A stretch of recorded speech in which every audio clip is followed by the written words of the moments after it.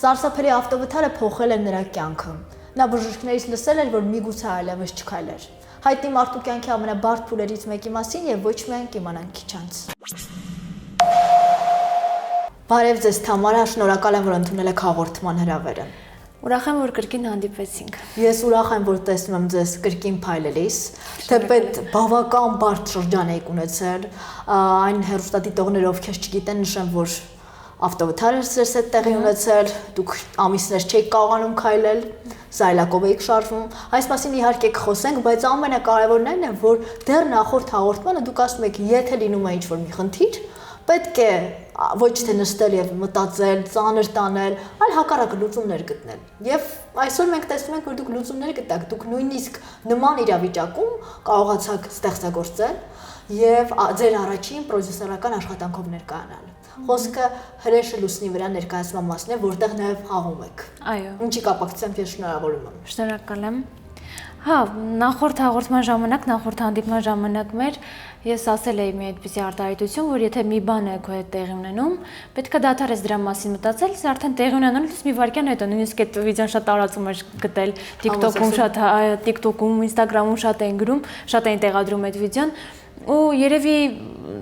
այդ էր, որ պետք է ես իմ ասացի համար մի ապացուցեի իմ ասածը, որ ես իրոք այդպես եմ մտածում, ու հաստատվեց, որ դրանք ուղղակի խոսքեր չէին, այսինքն ես իրոք այդպես եմ ապրում։ Եթե մի բան տեղի է ունեցել, ոչ թե պետք է նստել ու խփել ծնկներուն ու ասել, «Վայ, ինչի տեղի ունեցավ այս ամեն ինչ, ինչի հենց ես», չէ՞, մարդկանց շատ դեպքում այդ հարցն է շատ, ինչի հենց ես։ Ուղղակի։ Բայց դա օրինաչափ չէ։ Երբ պարզապես հասկանում ես, որ այնինչ կատարվում է քեզ հետ նորմալ չէ, եւ ընդվզում ես, դա նորմալ չէ, հատուկ չէ մարդկանց։ Հա, բայց ինչի հենց եսի պատասխանը կամ մարդով ստացել է։ Ուղղակի։ Պատասխանը, այո, պատասխանը մեկն է, ուղղակի։ Դու, որովհետեւ ես օրինակ մտածում եմ, որ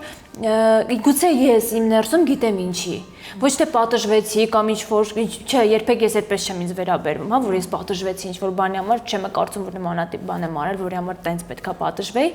բայց գուցե ինչ-որ մի բան պետքա ավելի լավ լիներ ու հա իրոք ավելի լավ եղավ ինչ-որ բան։ Մենք մեկ-մեկ ծիծաղում ենք, հա, այսինքն այս խոհեմությունը հենց սկզբից կար։ Ես ներողություն, բայց դժվարությամբ եմ կարողանում պատկերացնել, որովհետև նախքան նկարահանումը մենք զրուցում էինք, եւ դուք նշում եք, որ պարզապես վիրահատությունից առաջ, իսկ նշեմ հեռուստադիտողներին, որ դրանք, եթե չեմ սխալվում, 3-ն են եղել, 5-ն են եղել, ուղղակի 3 անգամով են արել վիրահատություն։ Բայց այնուամենայնիվ շատ բարդ փուլ էր եւ դուք չգիտեք դուք քայլելու եք։ Նույնիսկ ձեզ նշել էին, որ հնարավոր է ձեր ոտքը հեռացնեն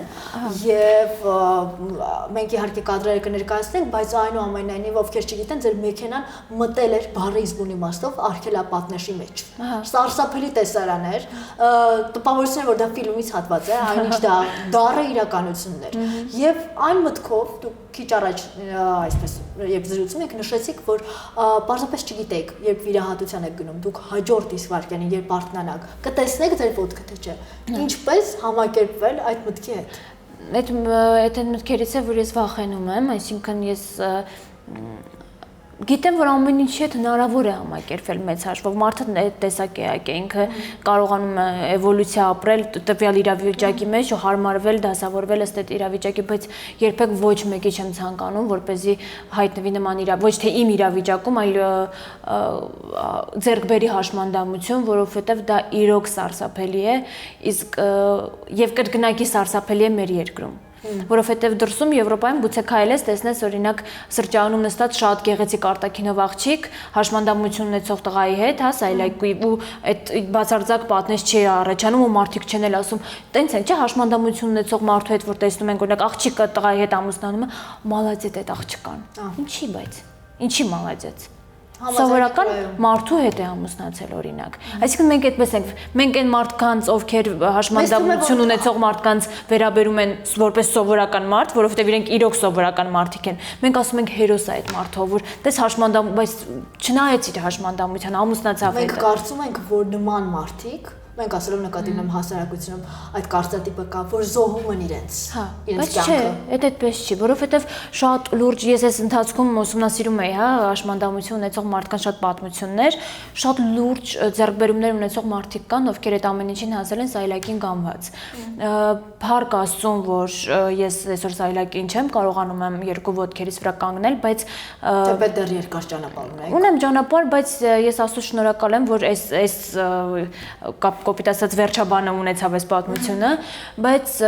ամեն դեպքում շատերն ինձ գրում էին, որ դե հասկացանք, դե լավ հիմա սայլակա, դե վթար է, հեսա 2 ամսից կքայլի, սարքեցիք պատմություն, թե չէ միակն էր, որ վթարի էր ենթարկվել, sense տարբերակներ, չէ, ես միակը չեմ, ում հետ դժբախտ դեպք է եղել։ Ուղղակի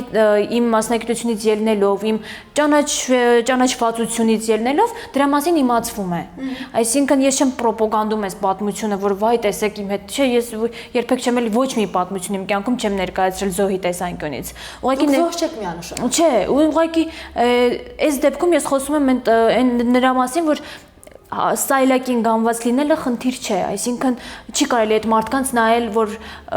ինձ նայում էին փողոցում։ Շատ էին, ու այդ իմ վրա ազդում էր։ Ես ինչքան էլ ուժեղ մարդ եմ, ես հասկանում եմ, որ կարող է մի վայրկյան գա, որ ասեմ ինչ,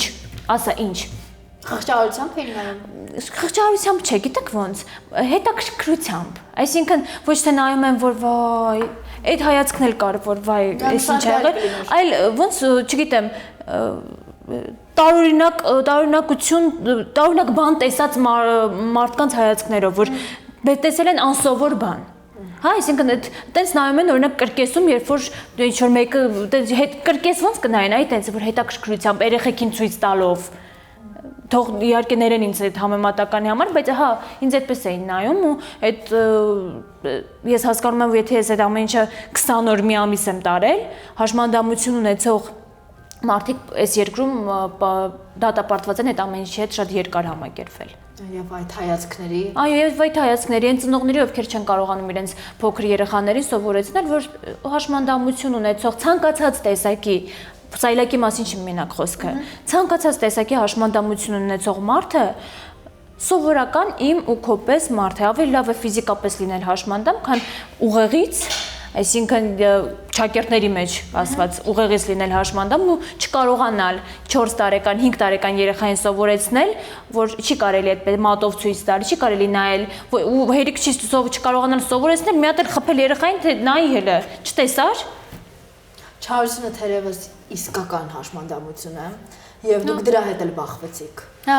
Բայց նախքան դա ուզում եմ հասկանալ, եղել է շրջան, երբ պատկերացնում եք, որ լավ, միգուցե եւ չքայլամ, թե այդ միտքը նույնիսկ այսպես որպես միտք չեք թողնում ունենալ։ Չէ, ես միշտ լավատես եմ, միշտ յուրաքանչյուր պարագայում, ու որ վատ բանն էլ, այսինքն երբ մտածում եմ լավ է լինելու, ու որ ինչ-որ վատ տարբերակն է դրա լինում, էլի չեմ հավատում ինչը վերջ, որ ես միշտ մտածում եմ, որ իրավիճակի լավագույն վերջաբանն է լինելու։ Բայց չէ որ դրան զուգահեռ ինքներդ նաև նշում եք, որ տեսել եք ձեր ոտքը եւ մտածում եք, որ նախ նշենք, որ շատ ավելի վատ կարող է լինել ամեն բան։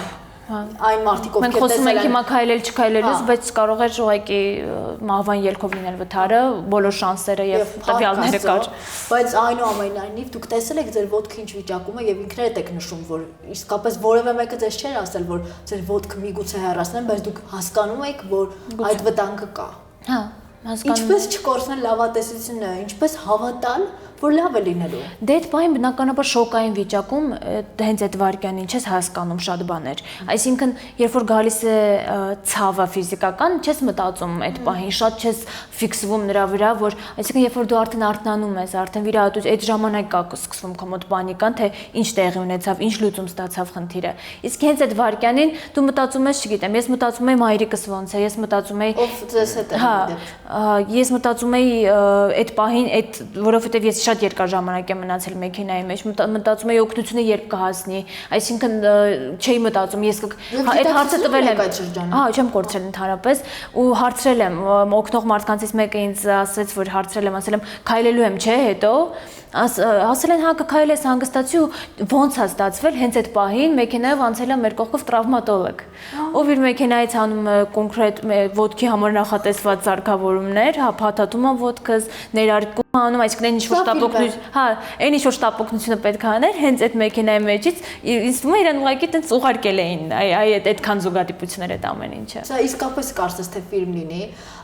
բայց այսպես ամփոփ ներկայացնեմ, որ հետո նաև հոգեբանական խնդիրներ ունեիք, որովհետև նախ իմացել էիք, որ ձեզ թալանել էին բառից բուն իմաստով։ Ես չեմ կարողանում պատկերացնել, որ օգնության փոխարեն կարելի է գալ եւ օգտվել առիթից եւ թալանել մեքենան։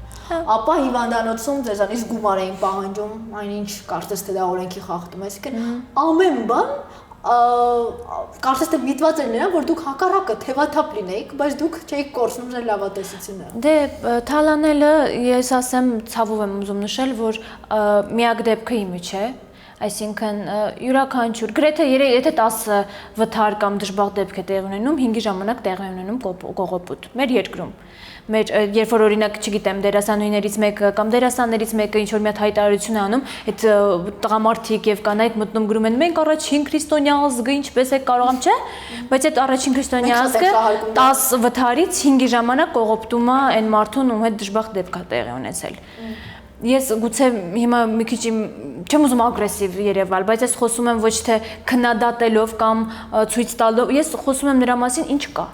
Այսինքն ես խոսում եմ իրականության մասին։ Հիմա եթե այս հաղորդումը նայեն, մեկնաբանություններում վստահ եմ, որ շատ մարդիկ կգտնվեն, ովքեր կգրեն, որ այո, կամ իրենց հետ է եղել նման դեպք, որ թալանել են, կամ իրենց ծանոթի հետ է եղել, որ վթարից կամ չգիտեմ դժբախտ դեպքից հետո մեքենան կամ այդ մարդկանց թալանել են։ Միգուցե ժամանակն է վարդագույն ակնոցները հանելու եւ իրականության հետ առերեսվելու, որովհետեւ շատ վաղուց է ժամանակը մտածել, որ մենք ամենավեհ հասկնենք եւ շատ բաներ մեզ հարիշ չեն, բայց չգիտես ինչու այլ ազգերին հարիր են, իսկ մեզ հարիշ չեն։ Միգուցե ժամանակն է արդեն իրականության հետ առերեսվելու եւ ասելու, որ այո, մեզ մոտ թալանում են մեքենաները։ Մեզ մոտ թալանում են մեքենաները, մեզ մոտ շատ են զրպարտում մեկը մյուսին։ Մեզ մոտ կանայք ունեն հասարակության մեջ ընդգրկվելու եւ հասարակության հետ համերաշխ ապրելու խնդիր։ Մեզ մոտ շատ դժվար է ապրել կանանց։ Մենք ունենք խնդիր, մենք ունենք շատ լուրջ խնդիրներ ունենք։ Մենք ունենք շատ մասշտաբային մեծ տեսակի չարացում ասեմ, չգիտեմ, մենք չարացած ենք, մենք չունենք տարական մեկը մյուսի հանդեպ հոգատար վերաբերմունք չունենք, դժվար պահերին միավորվում ենք, այդ մեր ունիկալություններից մեկն է։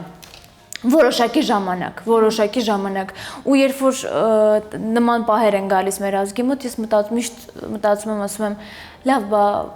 ոնց է ավարտվելու, որտեվ ես գիտեմ մի վարքյան գալու է, որ էլի մի բան այն չենք անելու։ Մենք չենք հարգում մահը, մենք չենք հարգում դժբախտ պատահարները եւ փորձում ենք մեղավորներ գտնել։ Եկեք պարզ խոսենք։ Երբ դեպքը տեղի ունեցավ ձեզ հետ, շատ էին վարկածները։ Արագ է վարել եւ արագ վարելը թերևս նվազագույններ, ցավալիած փոքրագույններ։ Շատերը եկեք պարզ խոսենք, դուք գիտեք, որ ես իհարկե այդ կարծիքին չեմ եւ մենք շատ ենք շփվել միմյանց հետ։ Մարդիկ նշում էին, որ դուք պարզապես հարբած եք եղել։ Պարզ այլ տարբերակ չէին գտնում։ Այսինքն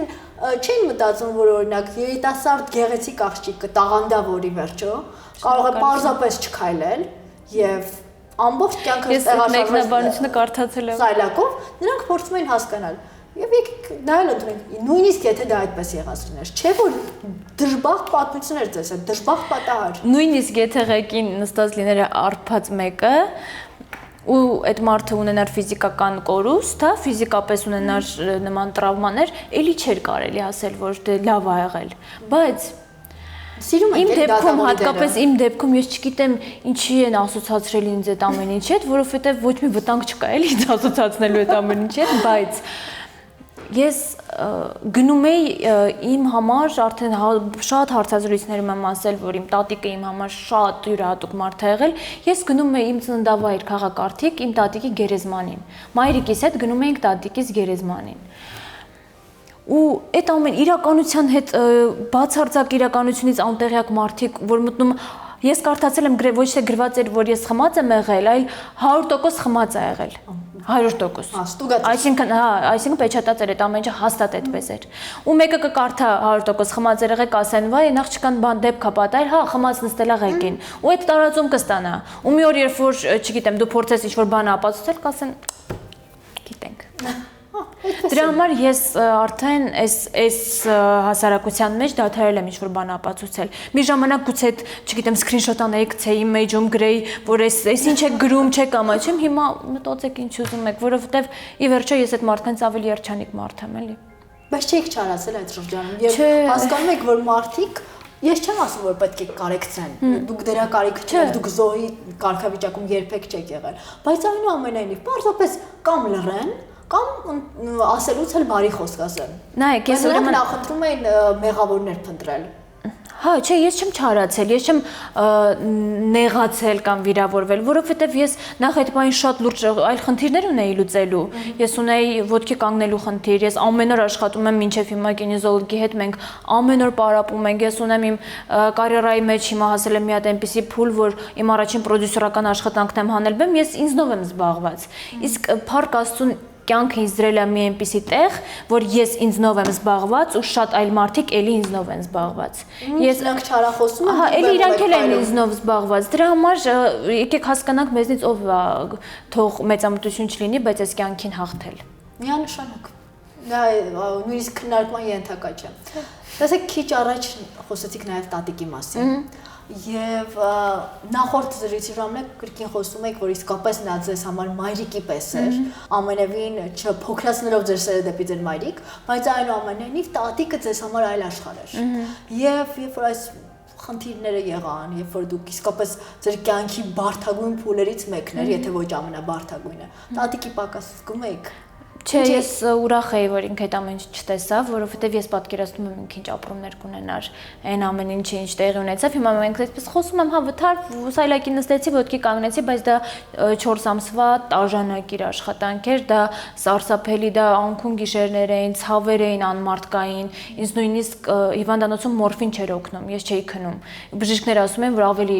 ազդեցիկ բան չկա, դեղամիջոց չկա, որ կարողանան ինչ-որ բան հանգստացնել, ցավ հանգստացնել։ Ես ուրախ եմ, որ ինքը այդ ամեն ինչը չտեսավ։ Շատ երևի ամենալավ տարբերակն էր, որ միակ լավ բանն էր, որ ինքը չտեսավ այս վթարը։ Սա իսկապես ցավալի կլիներ իր համար։ Շատ։ Կրկին լավա տեսեք, կրկին փորձում եք լավը տեսնել։ Գուցե։ Սա ձեր կյանքի կարգախոսն է, կարծես թե ամեն ինչում փորձել լավը տեսնել։ Դուք նույնիսկ այս կորստի մեջ եք փորձում ինչ-որ մի լույս տեսնել։ Դե հա, շատ լավ է, որ ինքը այս ամեն ինչը չտեսավ, որովհետև ես մտածում եմ, որ ինքը կհիվանդանար, շատ լուրջ կհիվանդանար, եթե այս ամեն ինչը տեսներ։ Հիմա եմ հասկանում, թե ինչու եք նշում, որ դուք պարզապես ժամանակ չունեք նաև մտածելու, որովհետև զուգահեռ իրականությունում դուք ունեիք ցավեր, Շարիզմ իմաստով ոչ միայն հոգեբանական, այլև ֆիզիկական, եւ դա էր պատճառը, որ դուք չեք կարողանում այլ բաների մասին մտածել։ Մեկնաբանություններ մնացած ես, չգիտեմ, մեկ ասեց, մեկ էսպես խմած էր, չգիտեմ, արագ էր վարում, էսեր անում, էներ անում, ուրիշի մեքենայով էր նման, այսինքն նույնիսկ այդտեղ ուզում ենք մենք մեզ հանգստացնել, որ չէ, դե լավ, նա մեքենա չուներ, ուրիշի մեքենա եղածներ ինչ մեքենա էր, որ ասեմ, չգիտեմ, ես իմ լուրջ մեքենայով էի նախանձել էին նման բան էին խոսում, այսինքն չգիտեմ, մենք adekvat չենք երևի։ Ես որովհետև նայում եմ, մտածում եմ adekvat մարդ է իսկ գրեր, որովհետև ես մի հարցազրույցում ասել էի, խնդրում եմ, եթե չեք կարողանում մարդու վշտին վշտակից լինել, կամ չգիտեմ, կարեկցել։ Ես երբ որ հասկանում եմ, որ սա այս դեպքը իմ վրա, ինչքան էլ ինքը վատ դեպք է, իմ վրա ազդեցություն չի թողնում։ Այսինքն ես չեմ կարեկցում։ Ես գոնե անտարբեր եմ։ Ու ինձ ծաղրել էին այդ մեկնաբանությունները, հա, քարոզում ես անտարբերություն, հա, քարոզում եմ անտարբերություն, որովհետև ձեր ուշադրությունը եւ անտարբերությունը շատ ավելի գերադասելի է, քան ձեր ուշադրությունը։ Այն էլ այդ տեսակ։ Այն էլ այդ տեսակ, հա։ Բայց դուք նաեւ միաժամանակ խոստովանել եք, որ տեսեք, լավ խոսքեր շատ էին, շատերն էին սատարում, շատերն էին, նույնիսկ ովքեր ձեզ հետ մտերիմ չէր, իրենց խոսքը ասում էին։ Բայց Նաև զուգահեռ իրականություն դուք բախվեցիք ձեր որոշ ընկերների, եւ եթե այստեղ ճիշտ կլինի ասել, ճակերտավոր ընկերների անուշադրությանը։ Դուք չեք ուզում ձեզ համար սարեր ուխտային, դուք պարզապես ուզում եք, որ նրանք ժամանակ առ ժամանակ գային եւ ձեր կողքին լինեին։ Պարզապես այդ հստակ հիշում եմ այդ նախադասությունը, որ նշում եք, ընդհանրեն այդ միջանցքում միասին պատտվեինք սարելակը։ Այլ բան ձեզ պետք չէր երջանկության համար այդ պահին։ Բայց նրանք ձեր կողքին չէին։ Կողքին չէին։ Այդքան։ Կողքին չէին ու դա նորմալ է երևի։ Ամեն մարդ ունի իր խնդիրները, ամեն մարդ ունի իր հոգսերը։ Ու ես հասկացել եմ, որ յուրաքանչյուր բան այդ մեր սպասելիքներն են։ Ու եթե դիմացինը չի արդարացնում քո սպասելիքները, պետքա չչարանաս կամ նեղանաս, թողնես գնա այդ մարդը, որովհետև ձեր մի շատ այս վերջերս մի հատ շատ հետաքրքիր բան ինձ ասացին, որ ես այդ տեսանկյունից մտածել էի, բայց հասկացա, որ գուցե հենց այդ էլ կա, այդ էլ խանգարեց այս դեպքում։ Գուցե մեր պատկերացրած մեր տված մինիմալը այդ մարդու մաքսիմալն է։ Այսինքն ես պատկերացնում եմ գուցե, որ ես կգնայի, ես կհասնեի, ես դեպքի վայրում կլինեի 2 րոպե հետո, ես կտանեի, ես կբերեի, գուցե իր պատկերացրած օգնության տեսակն էլ էր, որ ինքը 5-րդ օրը գարու ասեր, հա, ոնց ես։ Գուցե այդ էր իր պատկերացրած մաքսիմալը այդ էր, իսկ այդ իմ մինիմալն էր։ Այսինքն ես դրա հետ հաշտ չէ, ես չէի պատկերացնում, որ տենց կարելի է։ Էդա գուցե մենք տարբեր պատկերացումների տարբերություն կա, որ ես այսպես եմ պատկերացնում այդ մարդը այդպես։ Ամենացավալին որն էր, որ բախվեցիք եւ հասկացաք, որ այնինչ դուք պատկերացնում եք, իրականության հետ նույնիսկ աղերս չունի։ Դուք այլ ձևով եք պատկերացնում ընկերությունը։ Նրանք միգուցե շատ մանր բաներ ունեն, զանգը, գալը։ Ինչն է ձեր պատկերացումը, որ այսպես ձեր դղյակը պարզապես փշեցիք։ Նայեք, եթե դա լիներ ինչ որ մի ուրիշ դեպքի հետ կապված, ես գուցե ունենայի տրավմաներ, որ ասեի, վայ, մարդու կորուստը ես իմ կյանքում նենց դեպքեր տեղ ունեցել, ես այնքան պետքա 0-ից ոտքի կանգնեի, որ իմ համար արդեն բոլորը մեկ էին։ Այսինքն իմ համար լրիվ մեկ էր, ով եկավ, ով գնաց, չեկավ, եթե չէր, երբ որ գալիս էր մարդու կողքներ գնահատում էի միանշանակ, բայց այն չեկած ու կողքը չլինող մարդու հետ կապված, հա, վատ է որ տենց էր։ Կուզեի այդ իմ ընկերը ում կողքին եղել եմ, իմ կողքը լիներ, բայց որ չեկավ Աստված իր հետ։ Այսինքն չկար, որ ես շատ մեծ հիասթափություն ապրեցի, ես մտածեցի դրա մասին։ Ես այսպես մտածեցի դրա մասին, այսինքն երբ որ այդ ընկերը փորձեց մեկ էլ գալ, ասեցի խնդրում չգաս։ Ասացիք։ Հա, շատ մարդկանց չեն թողնի խափեմ, հիմա եթե նայում են, երևի հասկանում են իրաց մասին ախոսքը։ Ես նույնիսկ մարդիկ եղանում, որ սպասում էի ու տեսա չկան, ես ինքս առաջին ուղակի զանգեցի ու ասեցի, ես 7-րդ օրն այստեղ եմ։ Եթե փորձես մտածես, որ պետքա գաս, չգաս էլ։ Ես նույնիսկ առաջինն էի դարել։ Ինչ պատասխաններ եք ստանում։ Դե մենք բոլորս բան ենք, չէ՞, մենք մեր ազգի մեջ կամ ենք զոհ ենք, իրանք ավելի զոհ են։ Ես վատ էի, ես բան էի, ես չգիտեմ, իմ ուշքներ գնացել, մնացել էի լիֆտի մեջ, բան, Բաց թողեցիք բոլոր այս մարդկանց։ Հա, միանշանակ։ Ոչ թե հիմա չեմ շփվում կամ ինչ որ մի բան, չէ, շատ սովորական, շատ նորմալ, բայց ես գիտեմ այդ մարդուց ինչ սпасել։ Հա, այդքան բան։ Պարզապես թերևս դուք այդքան ծանր չտարաք նրանց կորուստը, որովհետև զուգահեռ իրականությունում դուք ունեիք շատ մեծ տրավմա եւ համատության մեջ դնելու դեպքում շատ անիմաստ էր։ Ունեի համ մեծ տրավմա, կներես Լիլիջան, եւ համ էլ ունեի մարդիկ, ովքեր լրացնում էին այդ պակասը, այսինքն ես լրիվ անուշադրության մատնված չէի, հա։ Իհարկե։ Այսինքն ես ունեի ընտանիք, ես ունեի ընկերներ, ովքեր ես պարկել եմ հիվանդանոցում ամիս ու կես համարյա, այսինքն 40 օրից ավել։ Ես ունեի ընկերներ ամեն օր էին գալիս, այսինքն իմ են հարազատ հիմնական մարդիկ հենց այդ հիմնական հարազատ մարդկանցից մի քանիսը եղան, որ չեղան, այդ էր ինձ ամենաշատը, որ ես ոչ թե հիասթափվեցի կամ նեղվեցի, այլ որ, հա, լուրջ, այսինքն անսպասելի էր ինձ համար այդ։ Իսկ կայ մարդիկ են, որ գործը պրսնում եմ, այսինքն դարձել էր բան, սովորական բան, գործը պրսնում եմ, գալիս եմ, նստում եմ, գնում եմ, դարձել իրենց առօրյայի մի մասը, գալ ինձ հետ նստել ու գնալ։ Ես այդ մարդիկ ունեի իմ կյանքում։ Ես չէ որ այդ շրջանում ավելի բան պետք չէր։ Չէ, իհարկե պետք չէ։ Հա, իհարկե պետք չէ։ Որ նրանք դեր կողքին են։ Հա, ու հատկապես իմ ընկերներին հատուկ, չգիտեմ ինչ տենց է ստացվել, որ իմ ընկերները շատ հումորով են, որ քույրերը լսում էին թե ինչ տեսակ հումորներ են կանում, շոկ էին ապրում, շատ սև հումորներ էր այդ տարածքում։ Հա, ես ուրախ իրանք ինձ օգնեցին, որ ես դուրս գամ այդ վիճակից ու ոչ թե դուրս գամ, այլ ավելի արագ անցնեն օրերը այդ հիվանդանոցում։ Նրանք եւ ձեր սիրելին ու մասին դուք որոշակի ակնարկներ անում եք։ Այդ մասին կներես էլի որ ընդհատում եմ։ Ուրեմն ես վերջերս մեկը գրել, անդադ մի քանի տես կարդացել եմ, դե սպանեց իր սիրելիով։ Չես խոսում, ասում են չի խոսում։ Այնքան հարց են գրում այդ թեմայով, մինչև մի բան ասես։ Խոսում ես, պատասխանում ես, ասում են սպանեց իր սիրելիով։ Հիմա ուզում հասկանամ։ Դուք ինձ ասեք, ես ինչ անեմ, էլի։ Հիմա չգիտեմ, հարցը տվեցիր, չգիտեմ խոսեմ այդ մասին, թե չէ, որովհետև յուրաքանչյուր տարբերակ ասում եմ, այն մարդիկ, ովքեր ձեզ քննադատելու են, միևնույն է կգտնեն ինչ որ մի բան քննադատելու համար, չէ՞։ Ինչից կարող են կարճել։ Այսինքն անտեսում ենք այդ տեսակ քննադատությունը եւ հանգիստ խոսում ենք։ Վստահաբար նա ձեզ այդ շրջանում թևեր է տվել։ Վստահաբար։ Վստահաբար, հա, ինքը այն մարդներով ոչ մի վարքյան ես չզգացի թե մենակություն, թե երևի իր շնորհիվ էր, էլի 70%-ի իր շնորհիվ էր, որ ես այսքան արագ ոտքի կանգնեցի։ Այն ամեն ինչի շնորհիվ, թե ինքը ինչ արեց իմ համար այդ ընթացքում, իր հոգատարությունը, իր ճիշտ է հերավորության վրա, հա, բայց ամեն վարքյան իմ կողքը լինել, ես ոչ մի վարքյան չեմ զգացել, ինչքան ժամանակ որ մենք միացել ենք, ես չեմ զգացել, որ մենք հերավորության վրա ենք, այդ հերավորությունից ոչ մի վարքյան չի խանգարել, որովհետև իմ աշխատանքի մեջ էլ ինքն է եղել այն մարդը, ասել է սայլակին ես, հիմա չես քայլում, ոչինչ սկսի ներկայացումը։ Իսկ դուք լսում եք նրանից խոսքեր, որ ոչինչ, նույնիսկ եթե սայլակին լինես միայն ես քո կողքին եմ, եւ դա ինձ չի խանգարելու։ Ես վստահ եմ, որ լսել եք։ Այլ հարցեր կցանկանաք կիսվել թե ոչ։ Ոչ թե որ ես այդ տարբերակը չէր քննարկվում, ուղղակի հարցին, որ ես ասում եի, որ ես մենակ քեզ եմ հավատում, ասայի, իրոք քայլելու եմ, թե չէ, ես մտածում եի չեն ասելու։ Ինքը ասաց, որ ինչ ես կարծում, որ հանկարծ չքայլեիր, ես կմնայի այստեղ, ես արդեն Հայաստանում կլինեի։ Այդ վարքյանից սկսած ես հասկացա, որ հա քայլելու եմ, որովհետև իրոք ես գիտեմ, որ եթե ես հանկարծ բժիշկները ասած լինեին, որ ընդմիշտ չեմ քայլելու,